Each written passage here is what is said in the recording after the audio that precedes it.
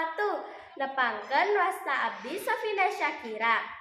Kelas 8 Denatuna, Sekolah SMP Negeri 3 Cileunyi Subrayon 5. Abdi bade nyumponan tantangan leksam bedas bulan September tahun 2025.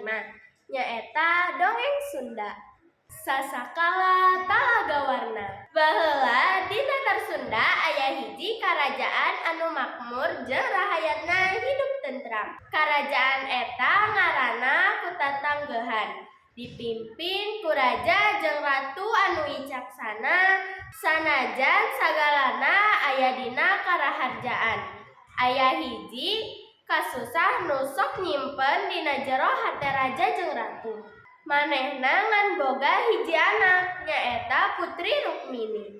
Putri Rukmini kasohor ku rupa gelisna kawas kembang nu keur mekat. Jalma nu ningali sok kagum, tapi dibalik eta sifatna sok manja, ogoan, jeung hese disauran. Raja jeung ratu sok prihatin, sieun kaayaan eta bakal mawa cilaka engkena. Sanggeus sababaraha kali dipapari nasehat, Putri Rukmini tetep henteu robah. Raja sok ngingetan bari nyusup napas panjang. Putri sanajan anjeun geulis moal aya gunana lamun teu boga budi hade. Putri Rukmini kalayan rarai sombong ngajawab, "Kumaha bae, abdi mah putri raja. Sadaya kahayang abdi pasti dicumponan." Waktu datang poe milangkala Putri Rukmini. Sakabeh istana dihias ku hiasan anu endah. Warga karajaan baris ngarayakeun kalayan sumanget. Dina poe istimewa Putri nuntut hadiah ka kolotna. Rama ibu abdi hoyong emas, inten mutiara jeung berlian anu pangalusna di jagat raya ieu.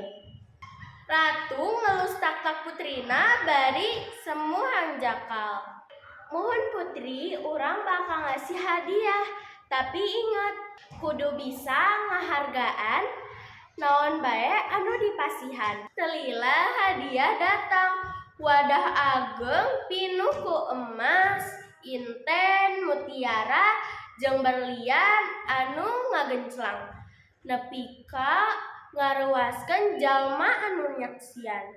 Putri muka wadah eta bari seri, tapi henteu lila raraina robah jadi ambek. "Henteu, ieu mah henteu sakumaha kahayang abdi hoyong nu leuwih indah deui." Tuluy anjeunna ngalungkeun wadah eta ka taneuh. Perhiasan nyebar kawas hujan cahaya anu ngagurilap. Raja jeung ratu teu bisa nahan hatena. Maranehna cerik bari ngingetan putrina. "Putri, naha hate anjeun siga kieu? Sadaya geus dipasihan, tapi anjeun henteu pernah puas." Ratu nambahan bari ngeuseup napas. "Geulis hungkul moal aya hartina, lamun henteu bisa ngahargaan jeung henteu nyaho rasa syukur." Warga karajaan oge kasedihna henteu katepis.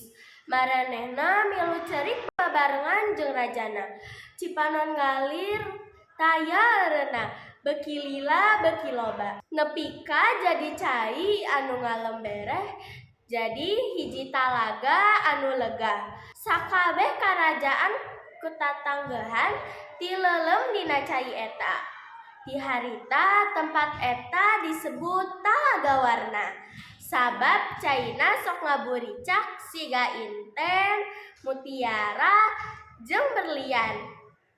Nepi ka ayeuna endahna Talaga Warna masih katingali minangka pangeling-eling tina kalakuan hiji putri anu henteu nyaho rasa syukur.